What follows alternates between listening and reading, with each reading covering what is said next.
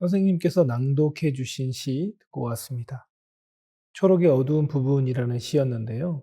선생님께서 해 주신 작품에 대한 이야기와 함께 낭독을 들으니 시가 더 새롭게 들리는 것 같습니다. 저는 물고기는 없다라는 책에서 개통 발생에 천착한 생물학자들이 멍게나 말미잘 이런 존재들에 대해서 신학적인 질서를 부여하려고 하는 장면이 되게 흥미로웠습니다. 얼마간 우리 문학자들의 생각이 저런 개통 발생적 분류 과정과 만난다는 것이 재밌기도 했고요. 결국 한 개인의 발달사는 인류의 발달사 내지는 진화의 역사와도 겹치는 것이 아닐까? 이런 생각을 해보게 되었습니다. 선생님의 시 색채감에서도 선생님이 색깔들에게 무방비로 빠져드는 경험들의 고백이 나타납니다. 그리고 역시나 그 색채의 심연까지 들여다보고 계신 선생님이 보이네요. 색채에 대한 이런 감시가는 선생님이 어떤 경험으로부터 비롯하는 것일까요? 저는 어렸을 때 화가가 되고 싶었어요. 그래서 좀 유별난 색채 감각을 가지고 있는데, 음, 유독 색에 대한 기억이 오래 가는 것 같아요. 아무리 오래된 기억이라도, 그 사람이 했던 말보다는 그 사람이 입었던 이제 옷의 색깔이나 테이블, 의자, 벽지의 색깔, 이런 것을 유독 정확하게 기억하는 편이에요. 초등학교 땐 태양을 초록색으로 그렸다가 선생님께 혼난 적도 있어요. 네. 초등학교 5학년 때 아버지께서 성탄절 선물로 고해 화집을 선물해 주셨는데요. 아, 초등학교 때요? 네, 5학년 아, 때. 예. 고해 화집을 탁 펼치니까 맨 마지막 페이지의 양면으로 까마귀가 나는 밀밭이 있었어요. 그 그림을 보고 충격을 받았어요. 풍경도 특별했고 구도도 놀라웠지만 색채감 색감. 때문이 아니었나 싶어요. 색채에 대해서 어떤 감시관을 가지게 된 것은 식물적 세계관을 가지게 되면서부터가 아닌가 싶은데요. 제 초록에서 검정을 발견하게 된 것도 식물을 통해서였어요. 겨울이 되면 식물이 왜 열매가 있는데 까만색으로 이렇게 보이잖아요. 예. 근데 그 검은색으로 보이는 열매조차도 사실은 좀 푸른빛이 음. 띄거나, 보라색 네, 색감이 맞아요. 있거나 이렇게. 보라색을 띄거나 그런 경우가 많아요. 저도 뭐랄까 색감에 대해서 그런 식의 표현들을 해본 적이 있는 것 같아요. 저는 이제 갈색하고 녹색을 되게 좋아하는 편인데요.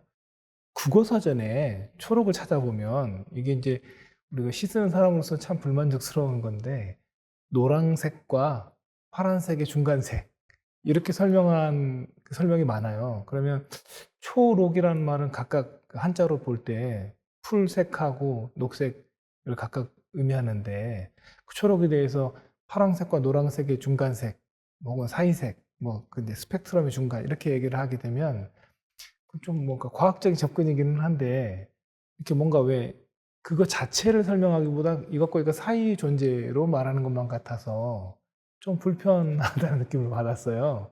선생님 말씀하신 그 열매의 색깔도 언뜻 멀리 보면 무채색으로 볼 땐 검정색으로 보이지만 사실은 한때 붉은 빛을 띄었던 것들이 아주 시간적인 여과를 지나면서 물기를 다 빼앗기고 말라붙은 그 과정에서 이렇게 보라색 이런 색깔로 착색되는 것도 많았던 것 같고 그렇게 보면 어떤 색이라는 게 어떤 과정 전체를 다 축약하고 있다는 생각도 들어요. 그래서 선생님이 이 색채에 대해서 가지고 계신 생각들이 아까 선생님이 왜 그 시간과 공간이 항상 교차되고 있는 것처럼 느낀다라고 말씀을 해주셨는데 그래서 초록의 서사라고도 말씀하셨던 게 아닌가 싶고 뭐 그런 느낌을 저도 가지게 되는 것 같습니다. 그리고 저는 화가 중에는 마크 로스코와 데이비드 호크니를 좋아하는데요. 호크니의 그림을 보다가 놀란 적이 있어요. 음, 땅과 흙을 이제 보라색으로 표현한 그림이었는데, 남도의 어느 숲속에서 이제 황토색으로 굉장히 부드러운 흙을 보고 있다가 그 흙이 어느 순간 보라색으로 꿈틀거리는 걸 본 적이 있어요. 아니, 느꼈다고 해야 되나요? 네. 아무튼 이건 좀 낯선 혹시- 감각이잖아요. 예. 혹시 거기가 어디였어요? 해남이었어요. 해남이요? 네. 그런데 이 말을 아무에게도 하지 못하고 또 글로도 쓰지 않고 있었는데 호크니의 그림에서 보게 된 거예요. 네. 이건 동일한 예술적 감각이라고 볼 수 있잖아요. 이런 감각을 만나게 되면 참 기쁘죠. 그러시군요. 그림을 왜 계속 그려보고 싶다는 생각 안 하셨어요? 아직 시를 쓰기에도 아, 시간이 너무 그렇군요. 부족합니다. 네, 네. 참고 있어요. 아, 예. 네. 첼로도 하고 싶고 제가 하고 싶은 게 너무 많아요. 서예도 하고 싶고. 예. 그런데 에너지가 부족해서 참고 있습니다. 책을 읽을 시간이 무엇보다 부족한 것 같아요. 읽고 싶은 책이 너무 많아서 예. 예, 항상 이렇게 책을 쌓아두고 있는데 한 권씩 처치하고 있습니다. 네. 예.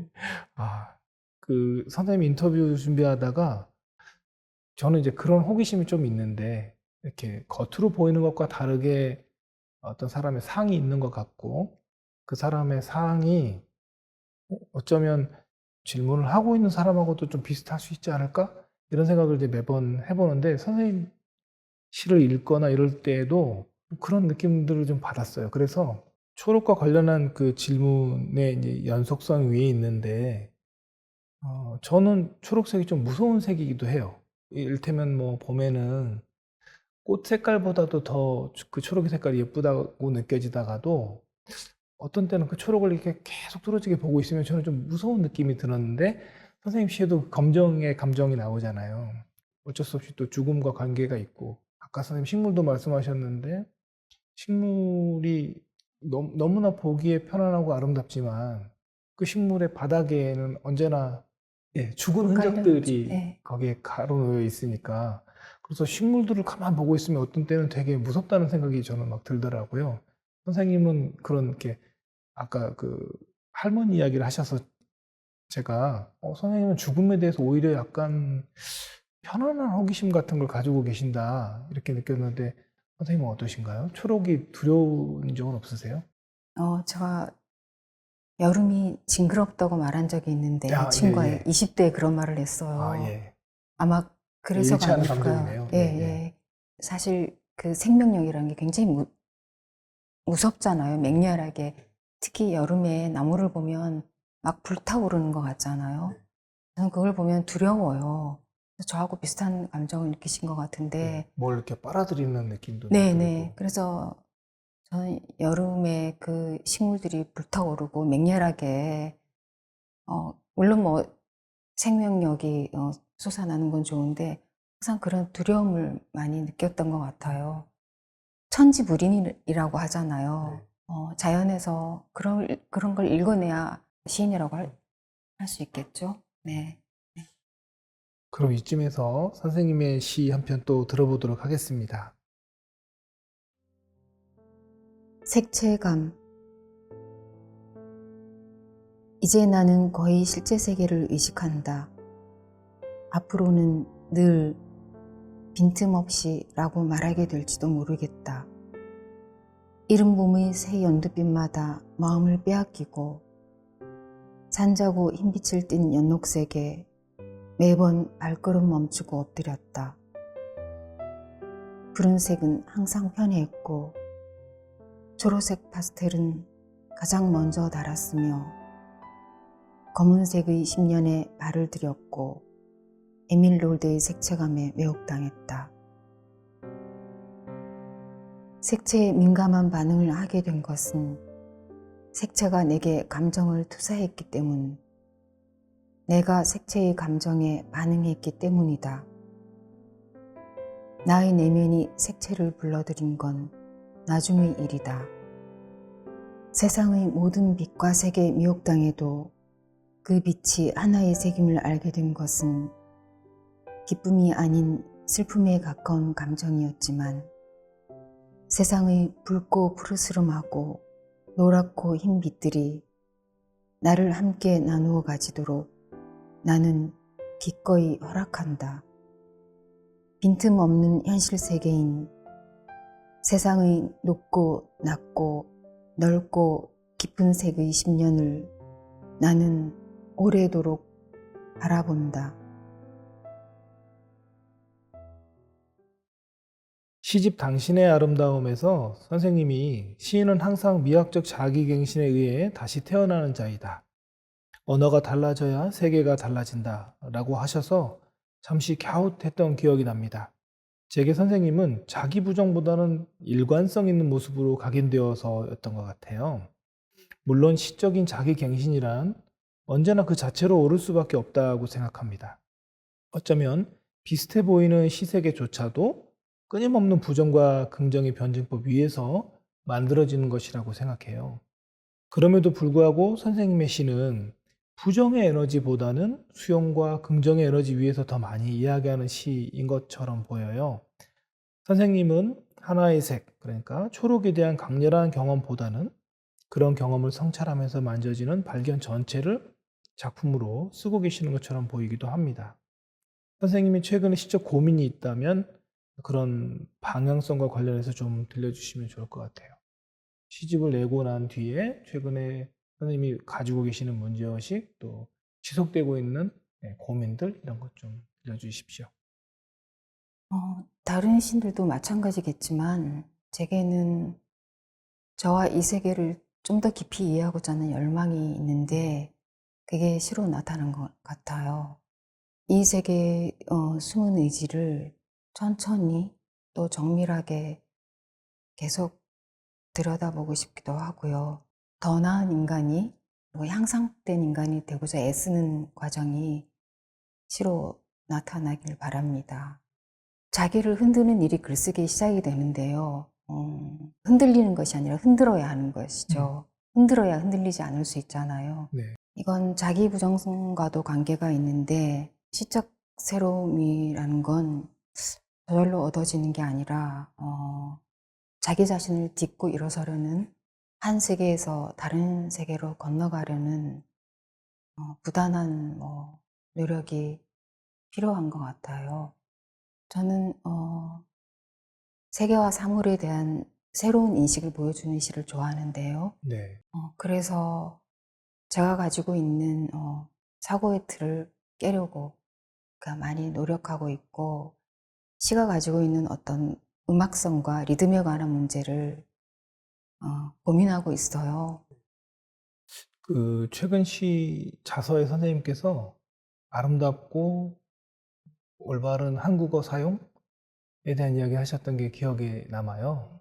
어떤 시인들은 이제 이렇게 언어의 결합 자체를 약간 해체하고 예상 가능하지 않은 방법으로 부수고 이런 것들을 통해서 시적인 전율을 만들어내려고 하는 분들도 있는데, 선생님은 반대의 작업을 통해서 그 모든 것들을 또 전달하고 싶어 하시는 것 같아요. 그러니까 이런 질문이 예비되어 있는 것 같아요. 눈 뜨고 본다고 해서 모든 게 다 보이는 것은 아니야.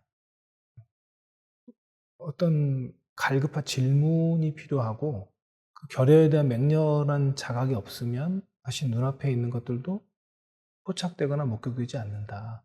이렇게 말씀하시는 것 같아요. 그래서 나는 이제 거의 실제 세계를 의식할 수 있다, 볼 수 있다, 이런 시적인 구절들이 만들어지는 것들도 그런 것들을 깔고 있는 게 아닐까, 이런 생각이 들었습니다.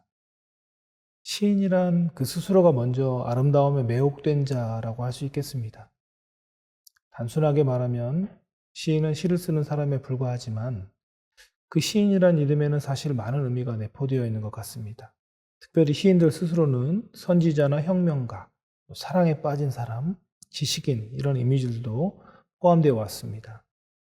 하지만 무엇보다도 시인은 탐미주의자가 아닐까 생각해 봅니다. 아까 선생님 그림책 받았을 때 고우의 그 노란색에 확 이끌렸거나 보라색 색감에 대해서 선생님이 남다른 그 감각을 하셨던 것처럼 이렇게 어떤 자연이 주는 아름다움 혹은 아름다움 그 자체가 자각되는 순간들이 있는 것 같고, 거기에 완전히 이끌림을 가지고 있는 사람들이 시인이 아닐까, 이런 생각이 듭니다. 선생님께서는 아름다움이란 무엇이라고 생각하시는지요? 그리고 그 아름다움을 쫓는 사람으로서 시인은 무엇일지, 또 무엇이어야 한다고 생각하시는지 여쭤보고 싶습니다. 아름다움과 함께 미끄러지는 기표들을 선생님의 시적 여정과 함께 한번 정리해 본다면 좋겠습니다.